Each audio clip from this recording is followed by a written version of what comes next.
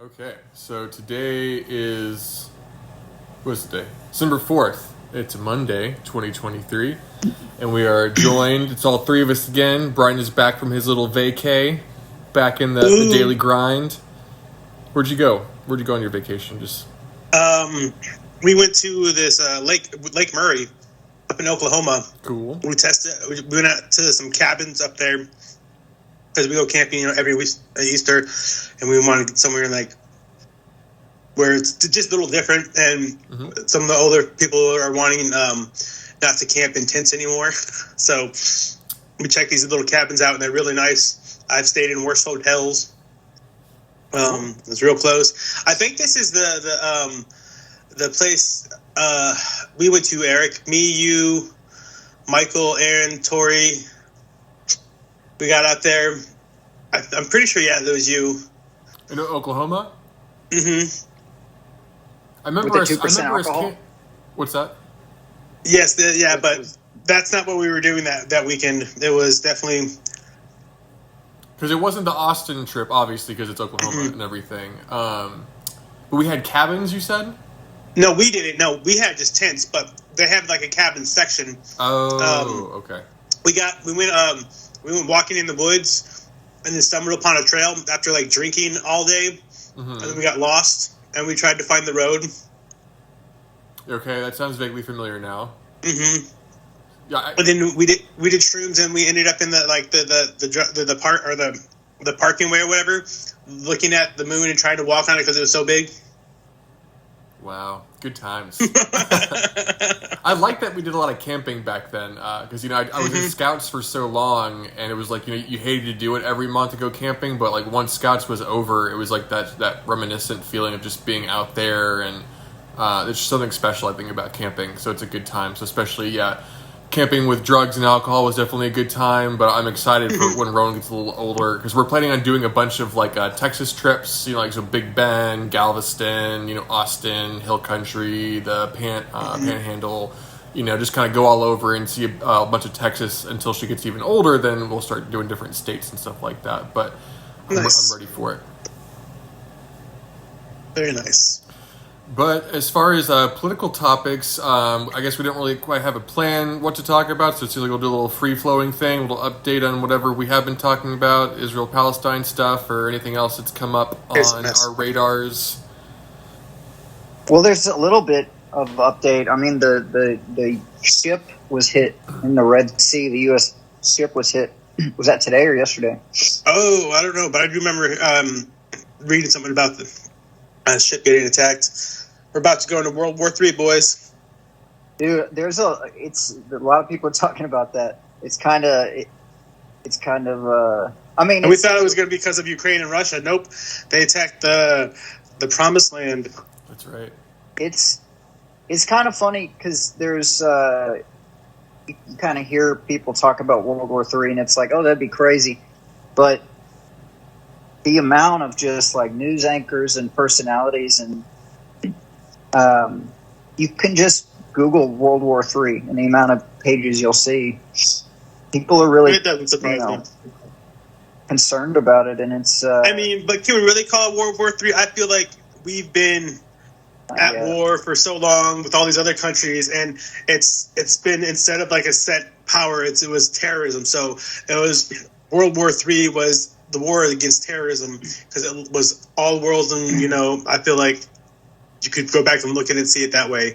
It wasn't as straightforward as like the other ones, but I mean, we were invading all these other countries, and like we had like Canada, Australia, Britain, like all these other people helping us fight terrorism. Well, I think it's more like when you talk about Russia and China getting involved, those countries like that, and using nuclear weapons, I think is what people mean by World War III right now. Yes, but you didn't have nuclear weapons in World War I, so that can't be like a defining moment of a world war. Yeah, I think they're talking about the countries itself is like getting Russia and China involved with the United States, having giant superpowers like that. There's some stuff going on with China right now. Oh yeah, bad stuff. Like what? Well, here, let's look it up. I know their economy like is not doing great. Like they're having problems with that shit over there. Their was it road and rail initiative is like kind of backfiring because of how it was set up, and all these like smaller cities are like going bankrupt or something like that because all these unbuilt stuff. I don't know. I can't remember exactly, but I know I've seen that their economy is not doing that great. That's kind of what I heard this morning. I'll find something specific about it, but I heard something similar this morning that they're kind of struggling right now. But I'm not even all that educated on how their economy works. I know that they're kind of a blend of, they had to invite some amount of capitalism. What was it, 20 years ago? Because they needed some innovation. Mm-hmm. So they now have a weird blend of like communism and capitalism, you know, Mm-hmm. Which I wonder how that kind of works over there. But I mean, well, capitalism, when it comes down to it, is just private ownership. So they can have like private ownership, but still government private ownership. Yeah, I mean, government is its own private entity. So, you know, they do just regular like, you know, sell, trade and sell and everything, but it's all controlled by the government like that. Is it centralized? Is their stuff centralized? Like, that's an interesting question, because like in a real communist or socialist, everything is centralized. The government decides the price of everything. They can't be doing I don't think they are. No, because like if I remember correctly, there are technically no true communist countries. Like, because to follow like exactly what like you get these Stalinisms and all these other ones, but they're their own version of what they, you know, like going back and actually defining what it is. Like no one's actually got to the communism that is like ever been described as, but there's like the warp that made it their own thing. So it's like they're dictator. Yeah, essentially. So one thing Peterson talks about sometimes is saying that, you know, one of the things about Marxism and communism is that it's always an argument of just like, well, it hasn't been done properly, but like I'll do it properly. Yeah.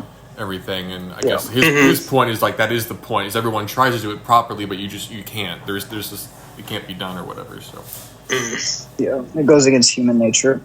I don't know. Like social communism is like the oldest, longest form of government. Like that's how things have worked. Like our herding ancestors and stuff. Like it was all controlled by one thing. And that's essentially what the communist. Like it's all central powered. That's with how many people. I think the question is like I think my argument would be like I think it works in small groups, but once you have a large amount of people, I mean, people are. And one of the reasons capitalism is relatively successful is because it utilizes human nature, and people are self-interested, and you know, people do coexist and people like to work together, but you're going to be more important to yourself than you and your family. But that's I don't know. I feel like that's just a more common thing. Like prior to like the way it is, like societies and families and everything all work together as one. It was all like you are your family. The idea of like the individualism didn't come around until like the 1600s or 1700s. So prior to that, the human nature was we are all together in this together. You know, that's why they had these like small knit communities. So this is actually very different than what humans have actually been known to do. It's more a more recent development in our society. Well, is that more because of like the familial aspect of like these small communities was usually going to be like families and like extended families being together, opposed to like now it's like, you know, people that are. I mean, no, there are a bunch of different families. I mean, there's a bunch of like, but those families were like they worked in the one single house where the bunch of different. They're still in the community with the other families that did it, but it was all like together for the whole village. It's self-interest, you know. That's why it was all of this stuff is like it's for like Rome or it's for this because like it's something better than you as an individual. It's the whole together what makes it strong. What do you think? Well, I mean, go ahead, David.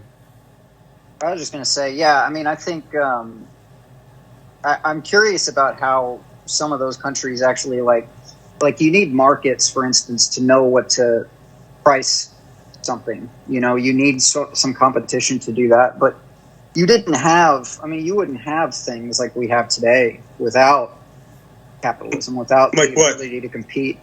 Like Great Pyramids?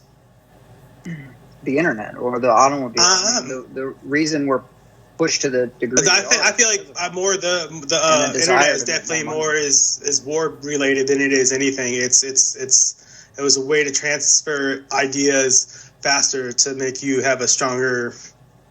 I think it was more based on war and the success through war than anything. Yeah, I mean, which is like the state versus country, essentially.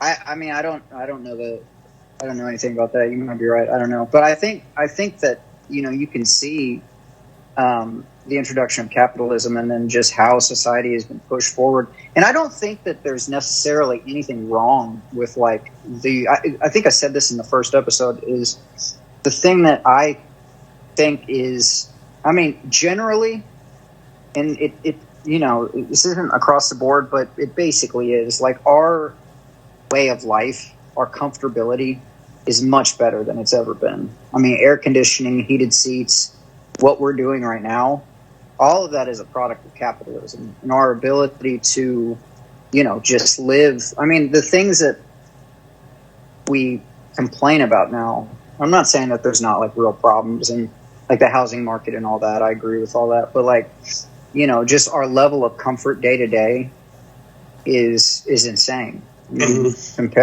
comparatively, and I think that a lot of that has to do with capitalism. I would say you could have even like prior to, because capitalism, the biggest thing, like I said just recently, is it's the privatization of it. Before that, you still have mercantilism, which is still competition between things, and the ideas and technologies grew, and just humans, you learn to develop and like learn more about stuff. So I don't know if you could put that much weight onto the capitalism of it, but because it's just privatization. That's what capitalism is. It's private ownership, not the government. It's private. So, but you still had like revelations and like in technology and stuff even through prior to that. It's just we were still fighting our old ancient, trusting what the gods did, and we had to break free of that first too. So, I feel like some differences from like mercantilism and like capitalism. Private ownership. So mercantilism is not no. It was done by like stuff was owned by like government stuff, like princes and nobles and everything like that. Oh, sure. And you worked for, like, you were a serf. You worked for the land or something like that. Whereas capitalism came along, it's like it gave you the privatization, so anyone can essentially do. Yeah. You own a business. Nobody else can come and take that away from you. I mean, you have to. We were talking about this a little. I actually, at some point, like to talk about this, but the idea of like a company owning a town, for instance, I thought about that a lot since we talked about it. We've done it before and it's failed. But you can leave. Is the difference?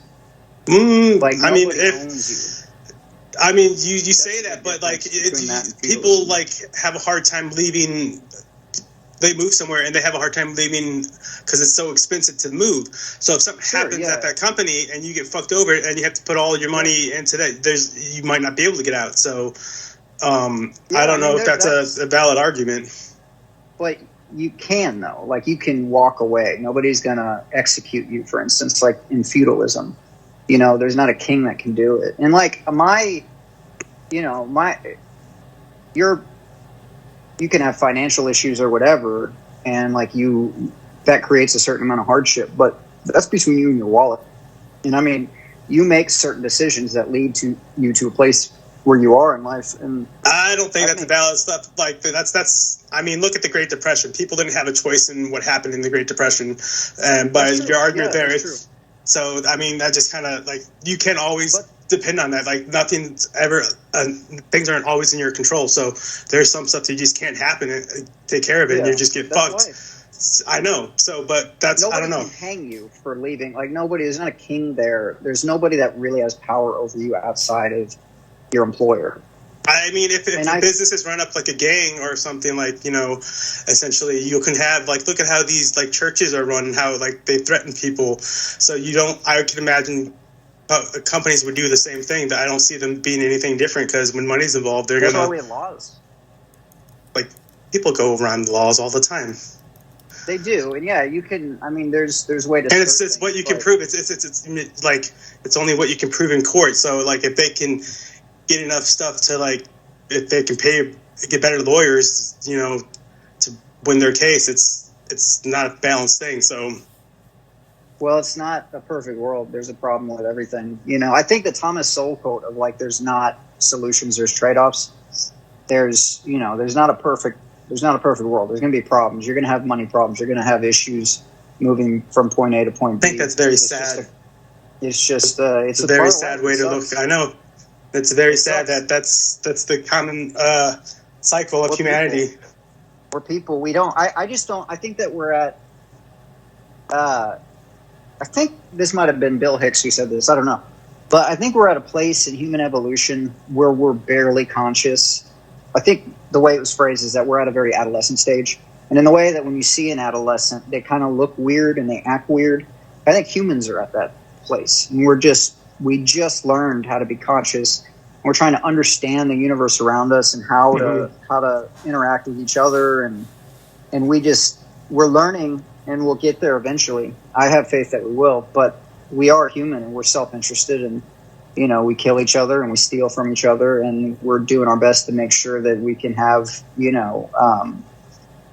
rules in place, but there isn't a perfect system, and I think that we get in a lot of trouble by trying to create a perfect system. And what I love about capitalism is it says we don't live in capitalism right now either. I mean, I think we do. Corporatism. That's corporatism is private, and that's the thing. It's private. Corporate is owned by itself, so it's private. But that's what capitalism is. Private. A corporation is a human being, and that's where the problem is. And so you have a company that doesn't that still can be capitalism, because it's still privately owned and not government owned. Okay. We'll say Ron Paul calls it crony capitalism. We'll call it that. It's not. I mean, whatever adjective you want to make it feel better, but it's still capitalism when it comes down to it. Okay. Well, I don't like the idea of having corporatism the way we do. I'm against that. Oh, I don't either. I think it's evil. I think it's no different than the government. They're just as corrupt, just as bad, just as they're no better. They can't arrest you, for instance. Like, you can't, if you get into an argument with they can sue you into the ground. That's true. Mm-hmm. And we have to figure out ways to get around that. But at the end of the day, it's still, there's not a king there. There's not a government that can throw you in jail. I'm more worried about a government than I am about a company. Not that it's. No, I feel like companies can be just as evil. I think they're the same evil, different sides of the same evil. So do you think that having a big enough government, do you think that is a better alternative, or just equally? Like, do you have an issue with? Like, do you? I just think there's centralized. Are you a fan of everything centralized? It feels like seizing the means of production. I think that's probably the best outcome for society as a whole. So yeah. How would you dictate price if everything is controlled by the government? I don't know. I don't know. I mean, there's got to be a way, but just because I don't know doesn't mean there's not an answer. No, that's true. That is a problem, though. And we have it up here. I'll give you an example. We have the state of Oregon sells liquor. Mm-hmm. And so, if you open up a liquor store across from another one, they're going to have the same price. And it keeps the price of liquor very high because you can't compete for a lower cost. And we need markets, because markets can compete with each other, and the market will decide the price. And having it centralized like that can create problems. I mean, sometimes, but it's also, when it's free market like it is, it can go crazy out of the hand, and it's, prices don't go down. Like houses market is ridiculous because you can't afford it. Just get a loan, go in debt. So the price is never going to adjust. So there's, I was talking to my girlfriend about this when we went to the beach, and I was like, I can talk about a lot of economic issues except for the housing market. I don't know anything about how that works. I can talk about like the problems with. I've what about tax brackets? That shit's complicated as fuck. Like it's because it's like percentage and that. It's like what the fuck. I can talk about like I've managed several small businesses in Texas and up here, and I've seen the differences in like raising the minimum wage or what certain things have effect.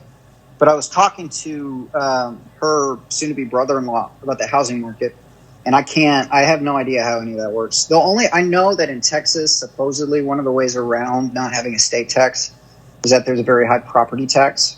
Mm-hmm. Money's got to come from money's got to come from somewhere, man. I mean, you hate the word tax, but shit's got to get paid. Well, I'm not. I know you're not against. I know. Yeah. You need some of it, and like I do have an issue with like taxing somebody. Like I think it's fucked up that we tax people above 50% over a certain amount of money. That's crazy to me. Like who do we tax 50%? Anybody that makes over $1 million is taxed. But no, that's what I'm saying. It's bracket, so it's not. So you get to a certain amount, and then it's fucking because then after you get over a certain amount, then there's a section of it that gets portioned, and that only that different portion of it gets bracketed into a different thing, and then you have to make so much money for it to bracket against bracket against bracket and bracket. Well, it's not 50% of what you're making. It's 50% of a fraction of in that bracket. Is it similar to like whenever you work overtime? Because like there's a different tax bracket for when you work overtime, right? Is it similar to that? I guess, and like whenever you make over, it gets taxed differently.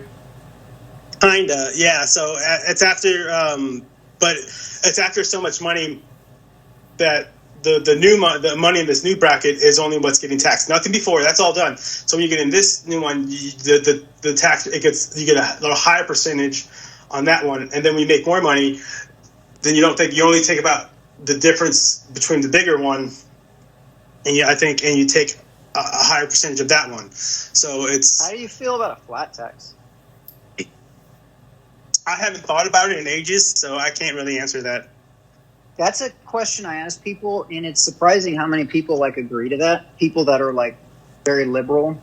That seems like to me that seems like a very fair. I haven't heard a counter argument to it, but the idea that we all pay like a percentage, we all pay that percentage. To me, that seems. That's the difference between equality and equity. Equity. Yeah. Or what's that? Have you seen that? It's like equalities. Yeah. Everyone has the same level, but like there's like a short guy. If you give him a stepping stool that's the same height as this guy, but he still can't see over because he's shorter. Well, how does that fucking help him? Yeah. Well, so, I mean, I don't know that trying to achieve for equality of outcome ever really works. I like the idea of equal. I mean, we're also in a different, like you said, with the adolescent of like human society where this is so new to us. How this is like we're not serfs anymore. Like this is such a fraction in the human history of us having this this lifestyle. It's not. It's very new to all of us, so it's very different. Yeah, we're all learning, I guess. But I mean. I guess my one thing that I think about whenever I'm talking about these things is that I feel like we take what we're dealing with now, or like our way of life, that we take that for granted, and that things aren't perfect right now. So fuck it, let's just flip the table over and start over. That kind of stuff is terrifying. This idea that like, I mean, if you read about like. The Chinese Cultural Revolution. It's some of the shit they were talking about, like they would, people would be killed for agreeing with Einstein because he was an evil Western capitalist, even though his theories could be verified. And And I feel, and they just basically took for granted their way of life. And they said, fuck it. It's kind of unfair for certain people. So fuck it. We're just going to start over. That type of thing scares me because I do need to recognize that we live, like, our standard of living is fucking amazing compared to most everybody throughout history. And I think, like, if we can just start from that point and be like, hey, we've got problems and we all want to solve those problems. I don't think we're ever going to get to utopia until we literally evolve as a species, which is going to be a long time. I don't think we're going to do that right now. But I think if we can... If we even make it to that next evolution. I think we will. I think we will eventually. I was telling Eric this last week. Like, I think I'm optimistic long term. Like, short term, I think we're in some trouble. But long term, I think that we're a very resilient species, and I think we'll figure it out. You know, I don't, you know, I mean, none of us will be here to see it, but I think that we'll figure it out. The fact that we've gotten this far with seemingly no help, I mean, maybe we have. Maybe the aliens come down and fuck with our genes. I don't know. But I think we'll figure it out. Let's hope Eric, so, what because... do you think, dude? Well, I guess I would just be more interested in backtracking a little bit.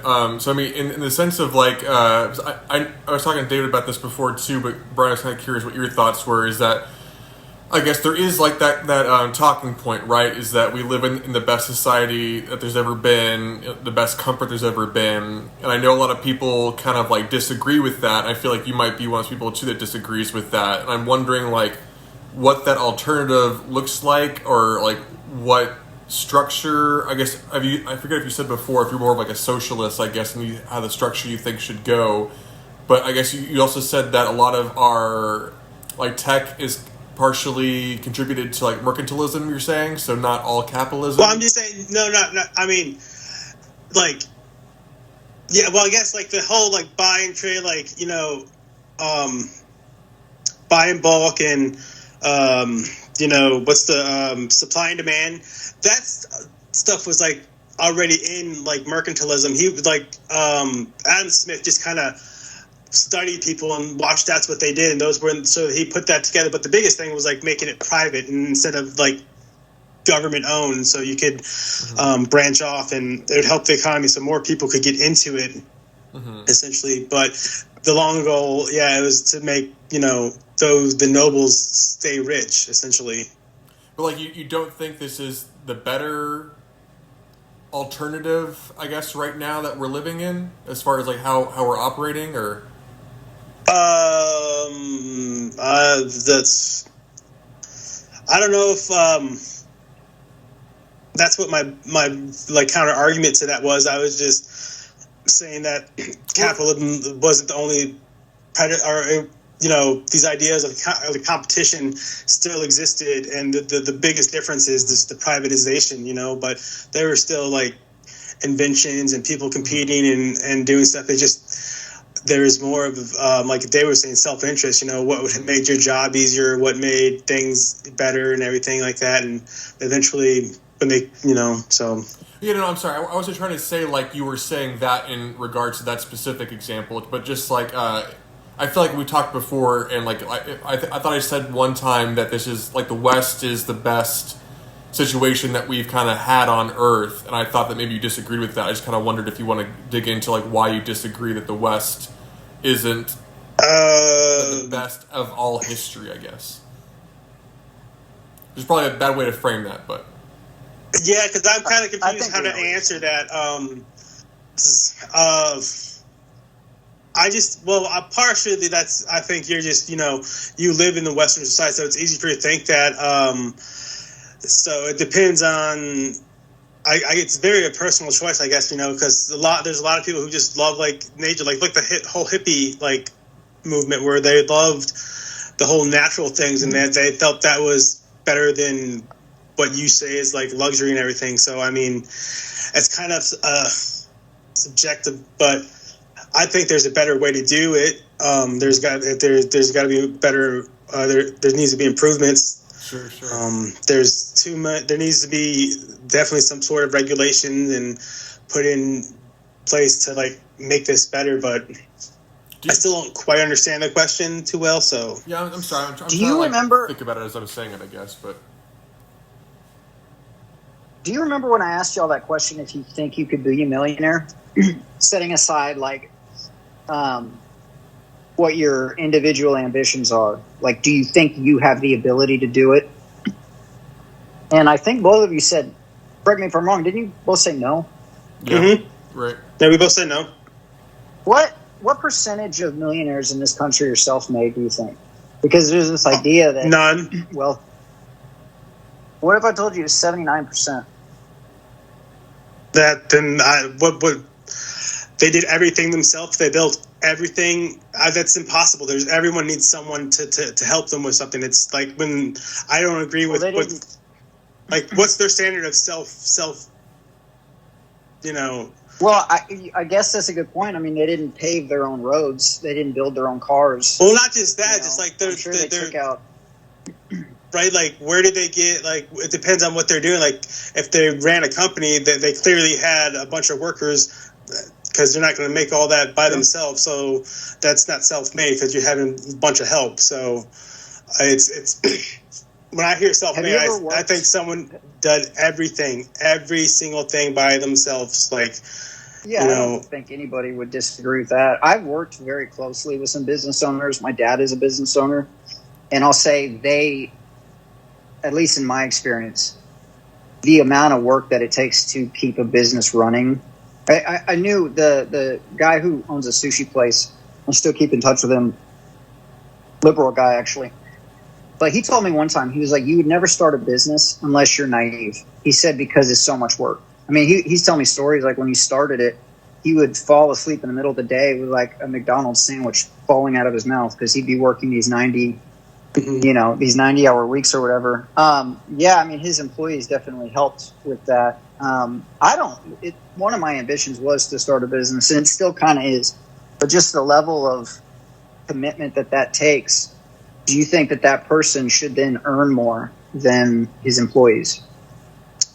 Oh, definitely. But without the employees, that's still not successful. But it depends, like, the amount is they definitely should earn more, but it's the percentage or the difference between him and the employees. Because as soon as you start having to pay for someone else to help you, like they need to be able to find, or they need to be able to live and fund themselves. So that's where the issue is. It's like if you need that help, you need to be able to willing to like cut back from your pay to make sure that they can work if you want it to be successful. So do you think that government regulation, like raising the minimum wage and things like that, do you think that helps close that gap? I don't think I feel like there shouldn't be a minimum wage. I think there should be a percentage between like the amount the top person makes with benefits and everything included versus what the bottom person makes. I think that's where it is. Like if you're like fucking successful, you make billions of dollars, you should be able to. I mean, it's or whatever. You could be able to pay him more. Like, so people can make more as your company's successful, but there still should only be a certain percentage like difference between the top and the very bottom. I've actually never heard that argument before. I don't think.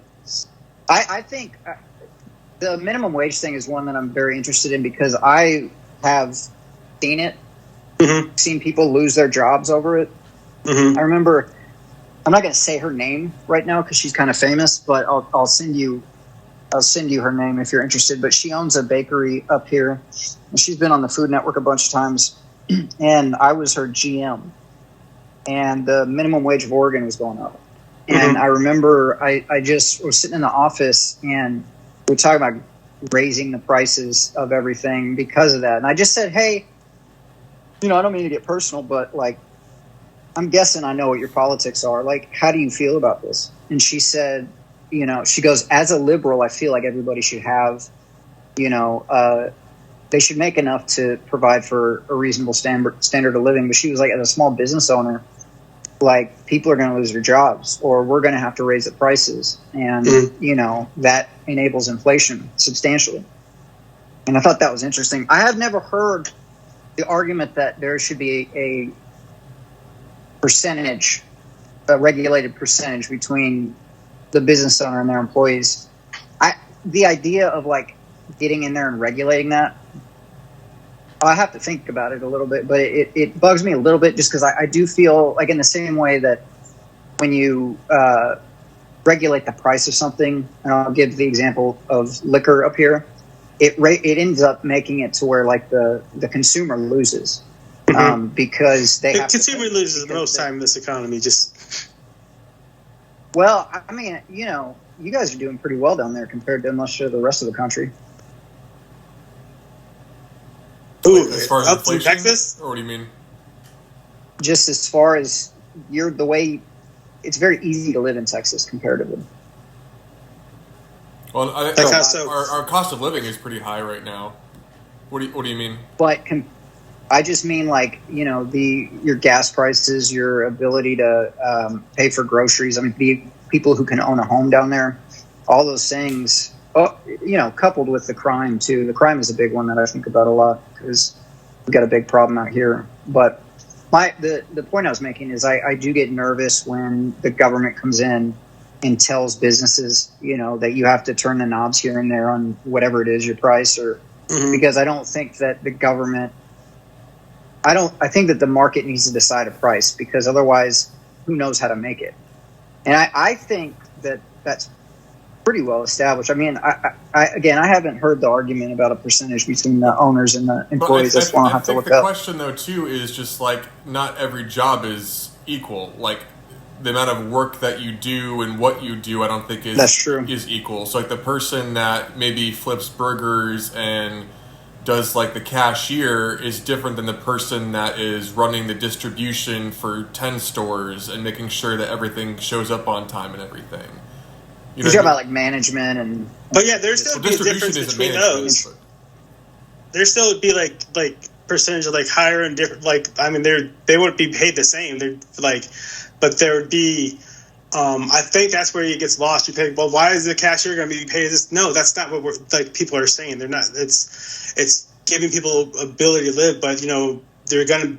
Like people have more responsibility. Definitely gonna get paid more. You know, there's going to be like harder. Paying or harder jobs to do are going to get paid more. I feel like people get lost or been like, no, everyone's the same, and that's not how it's going to work. I'm just trying to understand, I guess. Then, so percentages is just like from like step to step. Then, so there's like 10 steps from cashier to CEO. There's like a 10% between each gap. I guess is that what you're saying, or so I don't know the percentage, but you know, whatever the CEO, the whatever the highest paid earner in the company makes, can only be 10% or whatever, 12% higher than what the lowest person makes in the company. Would the product itself have any? Yeah, exactly. If you're making more money, like you can, that's why it's a percentage instead of like a set amount. It's partially, I feel it helps fight greed, the biggest thing, because greed is our society's biggest enemy. I don't disagree with that, by the way. So I think that's part of the reason I think that way is because I feel it's how do you fight greed? So you have to put in stuff because individuals aren't going to self-regulate themselves. You know, they're going to want to get as much money as they can and just, you know, all for themselves. So you need a way to put people in balance and check. You know, that's the trick, right? Because I imagine like with like a Bezos character, it's just like at first he's just, you know, packaging up stuff in his own garage, and then it gets bigger and bigger, and it gets to the point where like he's offering the cheapest, you know, product out there. So everyone's like, you know, grateful for his service in the sense of like, you made everything cheaper for us. And so now more of us are going to buy from you, and that makes his company grow, and then makes his value grow. So that's why I'm wondering, like, how do you? I guess is that the argument for like, I guess like the entrepreneurship that you might you know, squash that if there's like a percentage, and that you can't get bigger. Then it's just like, well, if I can't make more, then what's the incentive for me to do more? I guess. I want to just add an addendum to that. That was what I was going to say too. Like, if you do that, is there a disincentive because a financial incentive is you wouldn't have things like SpaceX or Tesla, or I was going to say not SpaceX, but that too, but like giant companies that have life-changing qualities for everybody. Those companies get to where they are because there's a massive financial incentive there. Do you think that would have an effect on that? I agree with you about greed, by the way. I do think it's a problem. I don't know if we can legislate. I don't really know how to, I don't know if I would hope so, but I don't know if how I can truly answer that, because we've never really had that, happen. So we've never done that, so it's hard to really say. Yeah, because I mean, I guess because I'm thinking of like alternatives of like, we talk about like the pyramids or like the castles, Great Wall of China and stuff like that. We've accomplished big projects, but I mean, those have been under slavery. So it's I feel that's a misconception. Like, not a lot of that was as much of that was done by slavery as you think. Oh, okay. I mean, certainly the pyramids were, right? No, I don't. They've actually gone back. They're finding that that wasn't, like, I don't think most of it was built by the slaves. I feel like they were paid workers and they weren't actual slaves. So it was more like a religion thing, I guess, that kept everyone together and this pursuit. I don't know if it was religion but I know that it was just, Do we even know? Paid workers. We didn't really know how that happened. I think in the Bible it says that, but I don't think that's actual history. Of course, I've read books. I think that's the thing, is like, that's why it's got that misconceptions, because it came, like, the source of the Bible, and like, they were enslaved to do this and this, and we see these, and people's minds just go, well, okay, well, if these are big things were built in Egypt and everything, and then there's clearly this slaves and everything.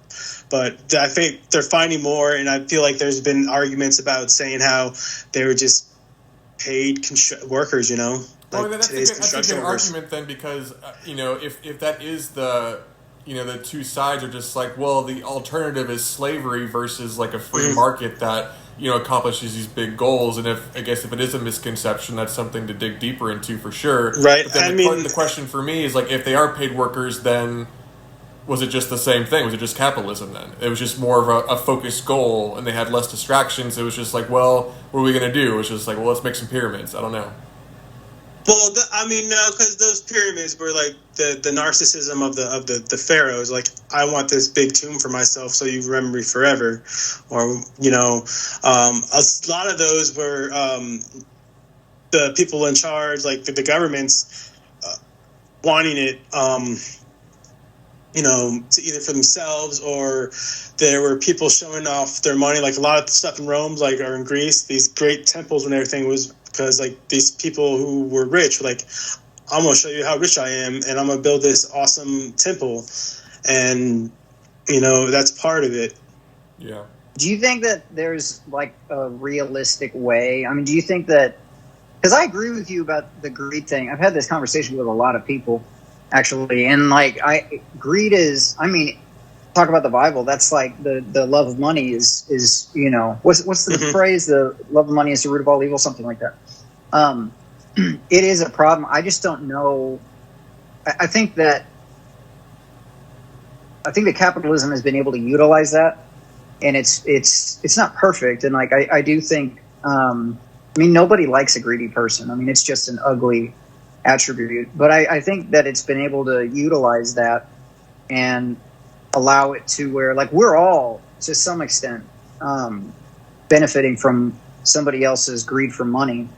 And that's not, like, I just watched a thing about the Sackler family, who, Oxycontin, that's some crazy ass shit. You don't know that story, Eric? Evil motherfuckers. Evil motherfuckers. Oh, it's so crazy. These guys got away with the Oxycontin. They were able to say that they sold it and successfully marketed that drug by saying less than 1% of people get addicted, which is hilarious. I mean, some of that's in hindsight. Oh, so the House of Usher then? Yeah, I think it's based on them. Yeah, okay. But the Sackler family, nobody went to jail for it, and they, however many people. There's an interesting documentary on it that I saw recently, but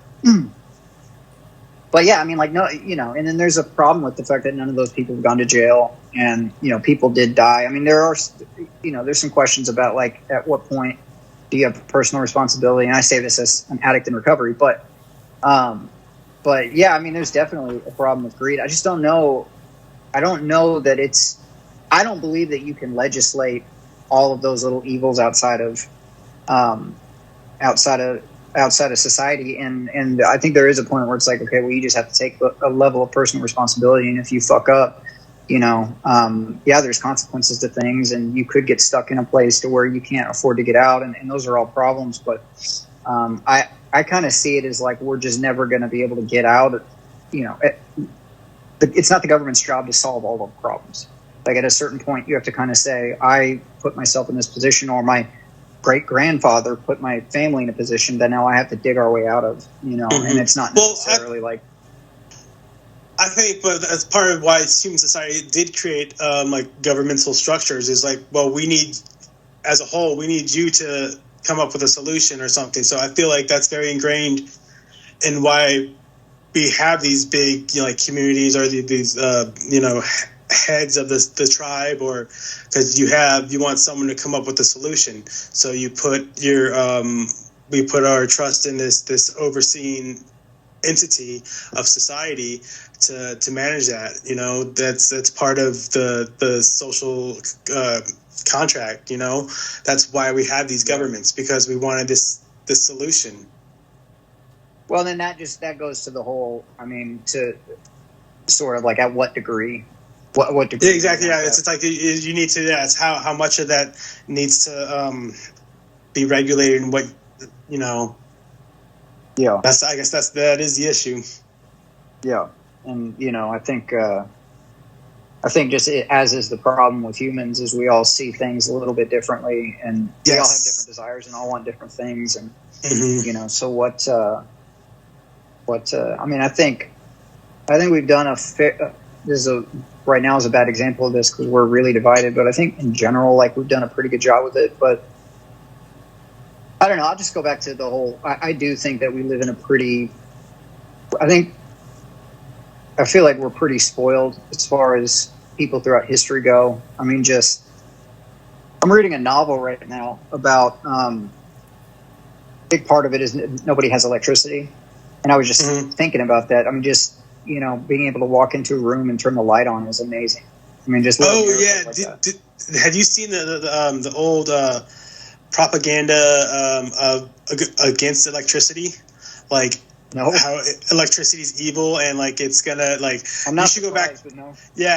Go back and look at some of those old comics and propaganda about people who didn't have electricity, and when it was going to be put into towns everywhere, and they're like, no, and that's crazy. It's really fucking crazy. I would think that people probably thought it was magic, thought it was evil, stuff like that. I guess.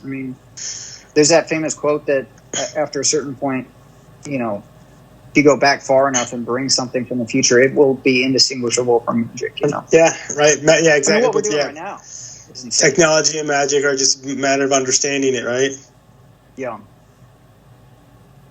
Eric, you look deep in thought, dude. always pensive. I don't know. I got lots to think about and research myself. Right now, I'm reading this one. Who wrote it?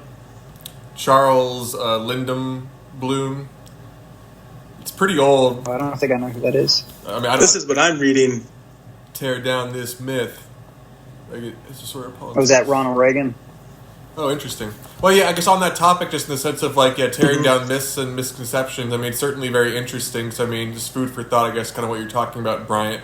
Because I guess what I'm trying to figure out is the story you hear is about the West. Through politics and philosophy and, technology and everything, kind of flourished, and then, kind of went back east, and it was to a certain extent, gifted, and Japan and China and everything were the Western ways have kind of become we've accepted those ways as being the most beneficial way. So in a fucked up dark way. You kind of say we kind of forced it on Japan after we bombed them. Hey, we're gonna actually rebuild, but we're gonna rebuild it in our way. That's true. Is that the whole story though? With that either. That's how. That's kind of part of the way they are. It's we can't America and all these. We came in there and fixed that shit out. They wanted it though too, didn't they? Didn't the Japanese government? They wanted to be more westernized. At least the government did. I mean, And there were after they got, issues with I don't know, like, I don't know if prior to that they were, but maybe afterwards or something, maybe it changed. But, you know, I can't imagine, like, the shit that happened to them, like, you could change your mood, your, like, thought in an instant, like, just how powerful that is, you know? So I don't remember, I don't think it was that they were that wanting to be that more West, because there's a lot of times in like Chinese and Japanese and just all different where some of them like want to be more Western, and then it comes and goes, and like, no, we don't want to go back to our roots. And so yeah, I mean, it could just be out of competition, because I mean, certainly, yeah, if they were bombed, it might have just been like, yes, obviously, like if that's true, that we rebuilt them and kind of forced them to be that way. But I could also see from like a strategy point, it's just like, well, we got our asses handed to us, so we kind of have to, you know, meet them where they're at in order to potentially not get wiped off. So yeah, of course. I guess that's why that's a more evil and nefarious way of like to say that, you know, like that has been the more successful way, which that's not what I'm advocating for. But in the sense of just like medicine and science and everything, realistically, I mean, what, David? I think I misinterpreted your point after what you just said. I said realistically, like the realistic. I mean, that's just kind of how the world works. But I think I missed your point because you were talking about like medical science and things like that.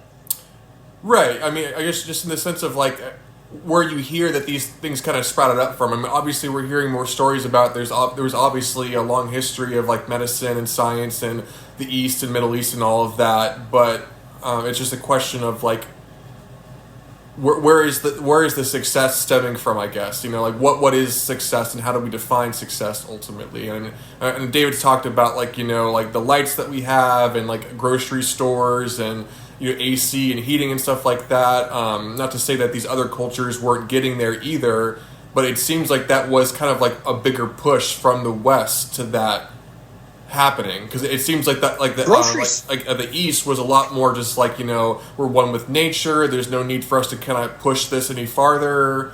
So it's like, you know, like I mean, there's a big hippie part inside of me that prefers that nature aspect. But there's also the other aspect of just like, well, medicine is really helpful. MRI machines are really helpful. You know, so like, what is that? What is that balance of the two? I don't know. Well, grocery stores, Eric, you and I went to a Walmart a couple years ago, and I remember I just had this moment where I was like, this is fucking crazy. Like, we're walking through walls of food, and they're keeping some that are cold just for me. I can go grab ice cream. I mean, that's a miracle. The microwave is a modern miracle. You know, you can just put food in there and zap it, and it's ready. I mean, that's amazing. I think that we take some of that stuff for granted, honestly. I mean, that's just natural. Yeah. I mean, you should. There's this book I had. I can't remember. It was like the history of science, and when glasses became into like the human society, like when they were invented, like the big push against them because it's not natural. It's like, well, you have the eyes like you're supposed to, like you're not supposed to have help or something like that. And how nowadays it's just second nature. It's just people with glasses is what it is. But before they were invented, like, or when they first invented it, was just like, it's like this is devil's work or something. Like, how dare you? Like, it's a crutch. Yeah, that's funny. Pretty much. So it's all like all new sign. Like, yeah, it's I lost train of thought. What I was trying to say. Too many things going in my head. Right. I think I know what you're saying. Yeah. I mean, and it just, you know, when I hear a lot of the, I'm not saying this is you necessarily, but there's a lot of the younger people those young people in the very, very, very far left who say things outright like we just need to, you know, start over. Like this is somebody, some celebrity said that the United States is the third world country with a Gucci belt, which is like the dumbest fucking thing I have ever heard. I mean, that's so stupid. That's such a dumb thing to say. I mean, you know, this is nothing like a third world country. I mean, we have problems, but I mean, I think that there's a lot of there's a lot of good here. I mean, this is a pretty. You'll probably hate this, but I remember also someone saying America is just 50 third world countries mashed together to create a first world country, because like there's aspects of each different state that make it successful, but where the rest of it is just like super poor and fucked over. So it's all It's just not like, a third world country, though. I mean, like, I know, but that you said that, and I remember reading that somewhere, and I figured. Yeah, I mean, talk to somebody from North Korea. I mean, like, this is not. Is North Korea as a third? Like, how many different? What is it? Just 1, 2, and 3? I can't remember. Or is there 4? Yeah. Or Yeah, I don't remember what else this everything classifies as. I can't remember. Like, so. Yeah, and I mean, I've had this conversation with my mom recently, and she is very conservative, but she points out, she's like, yeah, but we do. There are problems with poverty. You know, like there are people that are starving, but there's not a lot of them. I mean, most people, it's becoming a bigger problem, and we can discuss why. But by and large, you're doing okay. You know, and we're getting to some creepy points in this country. We're getting to some places where it's like, all right, this is starting to look like, you know, there's areas where it's like people. I mean, down the street here. I take pictures every once in a while, and there's just homeless camps all down the street. I mean, they'll zip up their tents, and they're just all there, and they're all fucked up on drugs. They're taking shits in the streets. There was the dumpster behind the restaurant. There's a guy getting a blowjob back there. 2 homeless people. I mean, it's kind of it's kind of wild, and this is not something that happened 10 years ago. When I moved to Portland 10 years ago, there were issues, but it's just like it's gotten so much worse. So we do have problems. For sure, and we need to address those problems. My concern is just throwing everything out, just saying fuck this. Let's flip over the monopoly board and just start again. Yeah, that's a bit crazy, and yeah. People say extremes on all sides. Right, it makes me think that too, just in light of the conversation a little bit, that, you know, maybe things haven't really changed that much, I guess, over the millennia, in the sense of just like how our operations have worked. I mean, if it has been this more or less, you know, market, it's just a question of like, was it, you know, free market, or was it, you know, subsidized by, you know, kings and princes and stuff like that? It's just like how different really has things been. So I don't know. I mean, I talk a lot about the illusion of change, but did you hear about the this goes to what you're saying, I think. Did you hear about the sick notes that they found from like 3,000 years ago or something? The sick notes? I think they were in Egypt. Yeah, they found let's see if I can find it. They found these notes, and it was, the whole point of it was talking about how we're kind of still the same. And it was like somebody making an excuse for not coming into work. So, and it was a sick note. Sure, yeah. Okay, yeah. So I've always had this thought. It's like, so, you know, we have advanced technologically, like crazy, like, but emotionally or whatever, like, we're essentially still the same. We haven't evolved in that way. We're still the same type of humans, and we just have our technologies better. Right. Like we have that. Yeah, that's the only thing that's different from us and them, is like we just, like, our technology is way more advanced. Like, but emotionally and like socially, we're still pretty much the same fucking humans. Mm-hmm. Yeah, we evolve.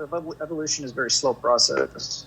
Mm-hmm. So we are. Unless you're like what the finch and the Galapagos Islands that like adapted like ridiculously fast. But humans, yes, no, slow. Supposedly, I don't know if this is established science or not, but orangutans are entering the Stone Age.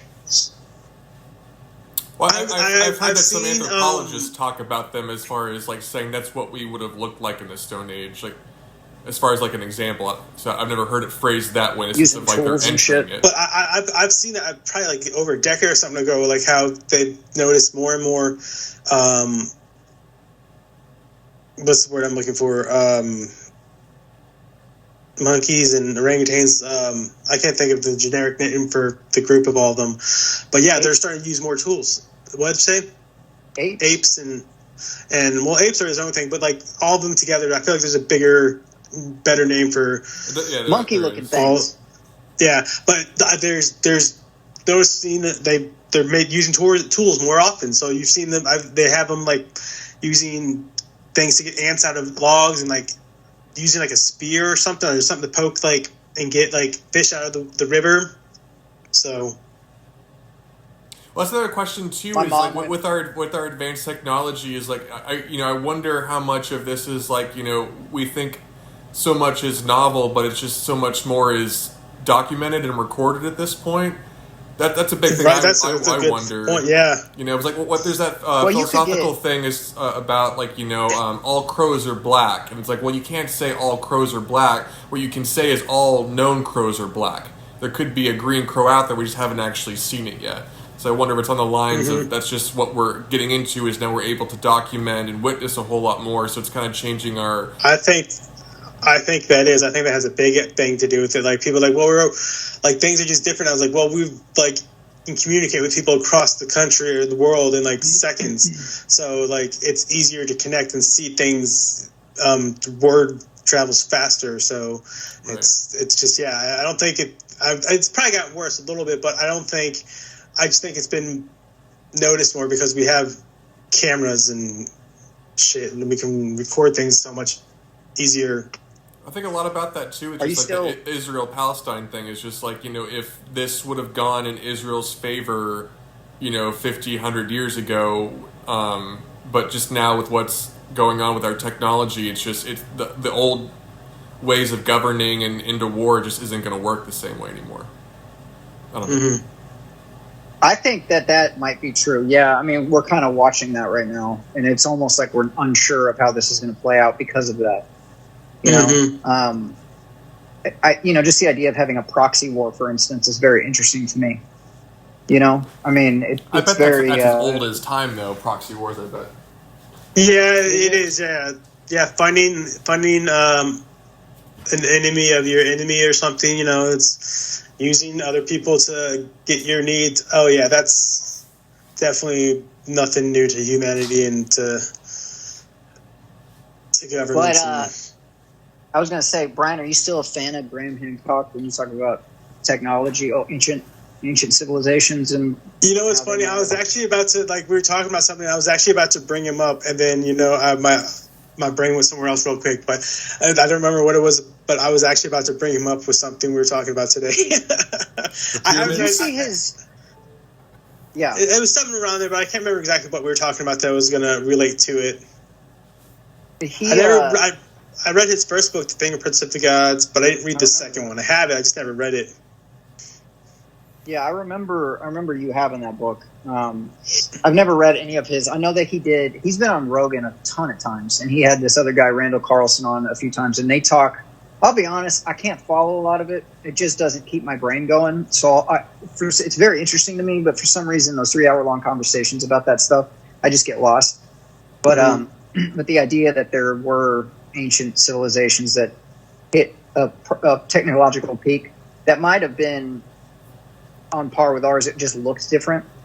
Mm-hmm. And even the idea of building, our buildings are going to be gone quick just because of the material they're built out of. But when you have things like the pyramids, I mean, in some ways that's a smarter way to do it. Longevity. Yeah. Mm-hmm. Well, the thing I found more interesting was he had some kid on that was talking about the Atlantis myth, and something about there's like an eye in Africa. I don't remember what it's called, but it's you can see it from space and everything, and it's one of those things where he mentions even in the podcast. It's just I bet you didn't know that this existed until you saw my video to Rogan, and I thought the same thing too, where I had no idea that this thing existed. But I guess the whole idea of just the Atlantis myth, and that potentially what happened was the flood from the Mediterranean had gone over and washed over the northern half of Africa, and then Atlantis was towards the western side of northwest of Africa. And if you look at the aerial image, it looks like this huge if you put your hand in mud and made a swipe, it kind of looks like that over the top of Africa. And it was just kind of a little more compelling, I would say, than a lot of the Graham Hancock stuff to me personally. I feel personally like Graham Hancock kind of taken it back a little bit over the years. At first it was just ancient aliens, and now it's just there was people before us. He's getting old. You're just well, yeah, there's people before us, sure, but I just feel was he into the ancient aliens then? He was in one of the first a couple episodes, but then he stopped going because then it got really weird. I think he was like, no, that's too much. But he was more like basing stuff on, I don't know how much he was thinking ancient aliens, but yeah, definitely different technology. Yeah, it just seemed to me like he was rolling it back. Like I have that example that the Chariot of the Gods. You guys know about that book? Yeah. Like the first publishing of that, it's Chariots of the Gods ? And then later publishings, the question mark goes away. Like it's fact now. Like it is Chariots of the Gods, and I feel like it's kind of a similar thing. From my experience watching Hancock over the years, it seems like he went really far. Was Chariots of the God written by Hancock or Hitchcock or?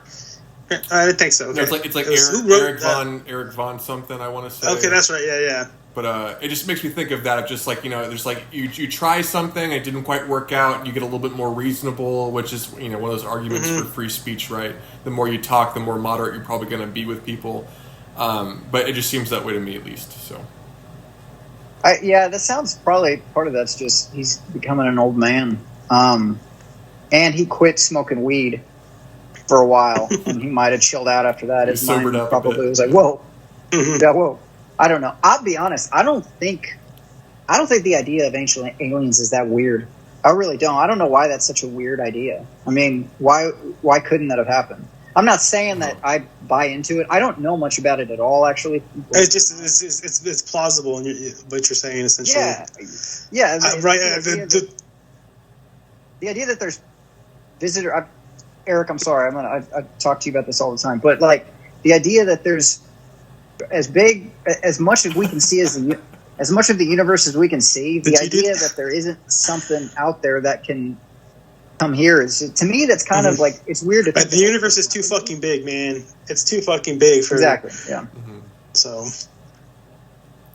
I don't know. I think it's a big leap though from my conceptions, which could be misconceptions, as saying like it's like an ancient civilization that was with advanced technology.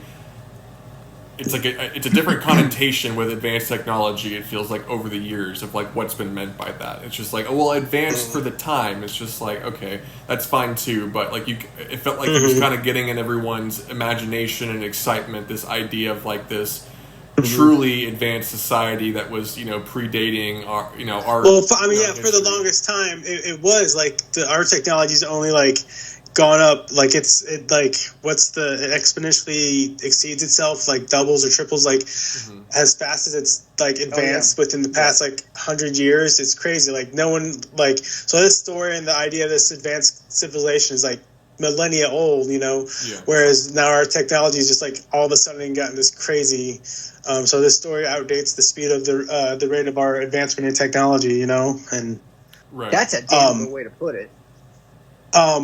But one of the other things is, the one thing that always tripped me up is how there's this really old map that has a layout of Antarctica, like before it was rediscovered and like for modern times, and they go back and it's got the same like structure. Like how do these like ancient cities, countries, or whatever have the layout of Antarctica? Because it's most of it's iced over, but they still had all this shit. Like, how the fuck? It's been around for. Yeah, it's in that it is, and that's that years ago. Yeah, that's one of the things that's tripped me up the most and everything about the map thing. Like, what the fuck? That's crazy. Yeah, well, and then they have like the Nazca lines. That's a weird one to me. Like how would they have done that if they didn't have something above to see it? It's just math. I mean, stuff like that is. It's just math. Maybe. Is there? Maybe they knew how to make hot air balloons back then, and we just they're made of like leather. That's one of the answers I've heard is like that's how we discovered like the how big the Earth was too. Is like you had a stick up in the air and you could measure the shadow it made, and then you just did that over time, and they were able to do that. And that's one of the examples they say with the Nazca lines. It's just like you could just basically like have a little picture you drew. And just square that right, basically, and then just draw the lines. So, okay, I've never heard that. Yeah, I didn't know that. Is that like so we know that you could actually do that? I'm not a math guy. I don't know. Well, I mean, I think you can just do that. Yeah, I mean, like with SOS, like I'm thinking of like a SOS sign, right? Someone's on an island, they make a big SOS. It's just you're doing that. Like you understand what the shape is. You just got to make just it an bigger extreme version of it. Yeah, extreme level. Yeah, does that make sense? Or they I was saying they could do hot air balloons. Somehow they got away with to make balloons and just put a fire and realize that's not that went up there. hard to imagine. I mean, I don't know. I think all that shit's interesting, and we'll die without knowing the answer. That's what sucks. Mm-hmm. Well, I mean, we'll die without knowing answers right now. You know, like how did Kobe really die? Was a helicopter actually hacked, or was it just a malfunction? We're not going to know everything. I don't get that. I've never heard that it was hacked. Well, that's the point. It's just anything. Yeah, of course.